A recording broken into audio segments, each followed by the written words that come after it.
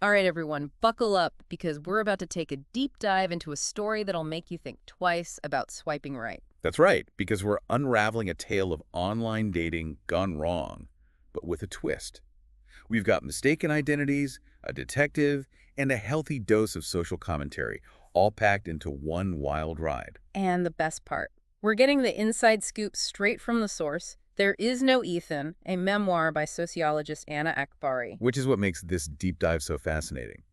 Akbari isn't just recounting her experience, she's analyzing it through a sociological lens. Talk about a unique perspective, right? She Yeah. becomes both the subject and the observer in this real-life social experiment. And trust me, it's a doozy. So let's set the scene. Yeah. Akbari's on iCupid, and she stumbles upon this profile, a guy named Ethan Schumann. And right off the bat, she can tell he's different from the usual online dating crowd. Oh, absolutely. Ethan is intense. We're talking deep conversations about philosophy, politics, even the intricacies of fountain pens. Fountain pens. Okay, that's pretty specific. Not exactly your typical Tinder talk. Exactly. Yeah. And here's the kicker. He has this 3-date rule. Claims he won't get physically intimate until the 3rd date. Interesting. On the surface, that could seem like he's being respectful, taking things slow. Right, playing the long game. But keep that in mind as we go deeper, because things aren't always what they seem. And as they keep chatting online, Akbari starts to fall for him. Hard. He's charming, intelligent, and he seems to really get her. But then the dates they meticulously plan, Yeah. those start getting canceled. Yeah. And the excuses, let's just say they get more and more elaborate. We're talking sudden snowstorms, family emergencies across state lines. Even a last-minute trip to the hospital for a biopsy. Whoa, hold on. Red flag alert. It's like every time they're about to meet, something catastrophic happens. Exactly. And sprinkled throughout these conversations, Ethan can't resist mentioning his exes, especially this one woman, British Anna. The classic other woman tactic. Oh, it's a tale as old as time. By constantly reminding Akbari of this other woman, he's keeping her off balance, making her crave his validation even more. Playing on her insecurities, making her question herself. Precisely. It's a form of emotional manipulation, whether he's conscious of it or not. And here's the crazy part. Akbari, with her background in sociology, she starts to see what he's doing, but she still can't help but fall for it. Well, think about it. He's love-bombing her 1 minute, then pulling away the next, creating this addictive cycle of emotional highs and lows. It's hard to break free, even when you know better. It's like he knows exactly which buttons to push. And then, remember that New Year's Eve conversation. He's supposed to be with family, but instead, he's online, telling her how he almost hooked up with someone else to get back at her for going on vacation with her ex. Talk about a mind game. Oh, it's a classic power play, trying to make her jealous, to see how far he can push her. And you know what? It works. Of course it does. She's understandably upset. But instead of apologizing, he turns it around and Declares his life for her. You've got to be kidding me. Oh, but it's the way he does it. He frames it with all this self-pity, talking about his past relationship traumas, how he's terrified of getting hurt. Master manipulator, right. Deflecting, shifting the focus away from his own questionable actions. Exactly. He's a pro. And poor Akbari is left feeling even more confused and conflicted. So here she is, falling for this guy, but her gut screaming that something's off. And this is where a new character enters the story, a former detective. Because sometimes you just need to call in the big guns, right? Especially when you're dealing with someone who might not be who they say they are. And she doesn't hesitate. She hands over all the info. Ethan's name, age, what he supposedly does, even details about his family. And here's where it gets really interesting. Some of it actually checks out. Right. It's not like he's just invented this whole persona out of thin air. He's using pieces of reality, which makes it even creepier. Absolutely. It's like he's created this Frankenstein identity, stitched together from bits and pieces of real people and fabricated stories. But as the detective starts digging deeper, she starts to find these inconsistencies, these little cracks in his facade. Like what? Give me some examples. Okay, how about this? No high school yearbook photo. I mean, come on, everybody's got that awkward high school photo, right? Lurking somewhere in the depths of their parents' basement. His excuse. Not very convincing. And then there's this whole thing with the Irish phone number. An Irish phone number. Yeah, he claims he's back in New York, but he's still using this international number from when he supposedly lived in Ireland. Interesting. And Akbari even mentions it's costing her a fortune in texting fees, and when she questions him about it, he gets super defensive. Of course, because any challenge to his carefully constructed narrative, even something as trivial as a phone number, It threatens to expose him. It's like he's so deep in this lie, he can't see a way out.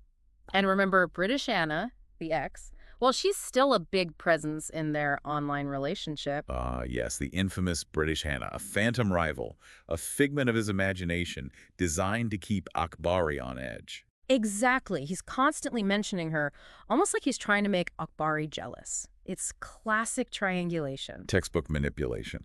He's playing on her insecurities, keeping her emotionally off balance so she's more likely to cling to him, to seek his approval. And all this is happening while the detective is still trying to unravel Ethan's true identity.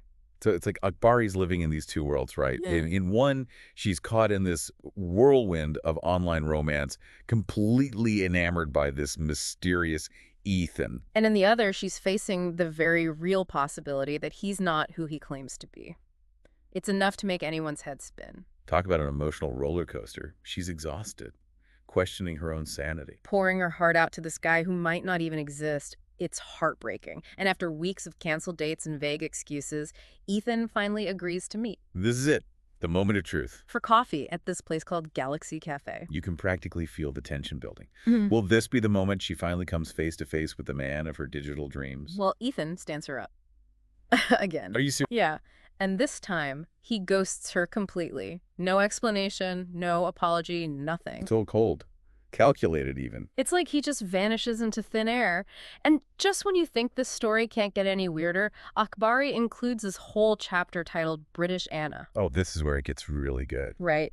Turns out she has quite a story of her own. And it stretches back years before Akbari ever met Ethan online. So Ethan has a type and a pattern. Yeah. And reading British Anna's experience, it's like looking into this distorted mirror, reflecting Akbari's own story back at her. The same intense online connection, the broken promises, the emotional manipulation, it's all there. But Ethan takes it to a whole new level with British Anna. He spins these elaborate lies about being a high-power executive at Morgan Stanley. Of course he does. Got to up the ante, right? Right. He tells her he's on the verge of this messy divorce and that he's planning to whisk her away to London. He even goes so far as to create this whole fake work email address. Wow. He's really committed to this fantasy world he's created. And it works. She falls for it completely. They're together, or at least, online for years. She's holding on to this hope that it's real, that he's real. Which is understandable, right? When we invest so much of ourselves in someone, we want to believe the best in them, even when the red flags are waving. Absolutely. It's like we're wired for connection, even if it means overlooking some pretty glaring warning signs. And that's what makes this story so compelling. It forces us to confront that vulnerability in ourselves. Exactly. And as Akbari digs deeper into British Anna's story, she stumbles upon this chilling realization. She's not alone. Ethan Schumann is not a one-time catfish. He's a serial offender. Preying on women online, spinning these intricate webs of deception and leaving a trail of broken hearts in his wake. It's enough to make you swear off online dating for good. Right. And just when you think this story couldn't possibly get any more convoluted, another woman enters the picture. Oh boy, here we go. Her name is Gina, and her story is about to blow this whole case wide open. But Gina, she's different, you see. She's got this intuition, this radar for BS, especially after what she went through with her ex, the master manipulator. Ah, so she's been down this road before. Oh, yeah, and she learned her lesson the hard way. So when Ethan starts spinning his tales, her alarm bells are already going off. Smart woman. Oh, yeah. Yeah. She picks up on these inconsistencies right away, and she doesn't hesitate to call him out. They have this huge fight, accusations flying left and right. Ethan doles out these half-hearted apologies, throws in some empty promises for good measure. But she sees right through it, huh? Oh, absolutely. Gina knows in her gut that something's not right, that Ethan is hiding something big. So she does what any self-respecting digital detective would do. She starts digging. Right. What does she find? She uncovers the truth, and let me tell you, it's a doozy. Ready for this? Hit me. Ethan Schumann, the guy who supposedly head over heels for Gina, the guy who's been pouring his heart out to her online, is actually a woman named Emily Slutsky. Wow, wait, so Ethan is Emily. Emily! And to make matters worse, remember that cousin Ethan was always talking about? The one who supposedly helped him set up the fake email. Bingo. That's Emily. She's been in on it this whole time. Oh, wow, that is a twist I did not see coming. Right. It's like something out of a soap opera, and it gets even crazier. Gina, being the total badass that she is, she decides to contact British Anna, remember her? The ex-girlfriend, yeah.